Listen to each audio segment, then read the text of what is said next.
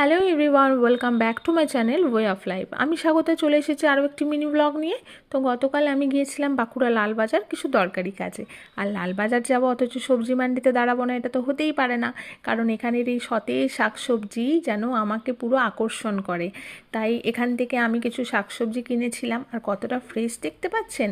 আর আমি একটা হাতির মাথার সাইজের একটা ব্রকলি কিনেছিলাম মাত্র 50 টাকায়। এখানে কিন্তু সবজির দাম যে খুব বেশি এমনটা নয়। আর আমার এই শীতকাল পছন্দ হবার আরও একটা কারণ হচ্ছে এই যে সতেজ শাকসবজি, ফল ফুল সবগুলোই এত ফ্রেশ পাওয়া যায় না শীতকালে, আমার ভীষণ ভালো লাগে। আর এখানে কিন্তু শুধু শীতকাল বলে নয়, গ্রীষ্মকালেও আপনি গেলে মানে এরকম সতেজ অনেক কিছু শাকসবজি দেখতে পাবেন। আর এখান থেকে আমি এই যে লেবু দেখতে পাচ্ছেন, এগুলো 5 টাকা করে পিস ছিল। তো আমি এখান থেকে দুটো লেবুও কিনেছিলাম। লেবুগুলো সব ওই হলুদ হলুদ হয়ে গেছিলো, তাই আমি সেখান থেকে দুটো সবুজ দেখে লেবু কিনে নিয়েছিলাম।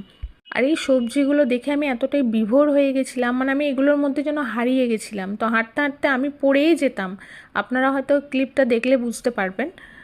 তারপর ওখান থেকে সবজি কিনে তারপর আমি সেখান থেকে আবার চলে গেছিলাম একটু চা খেতে, কারণ শীতকালে বেরোবো আর চা খাবো না এটা তো হতেই পারে না।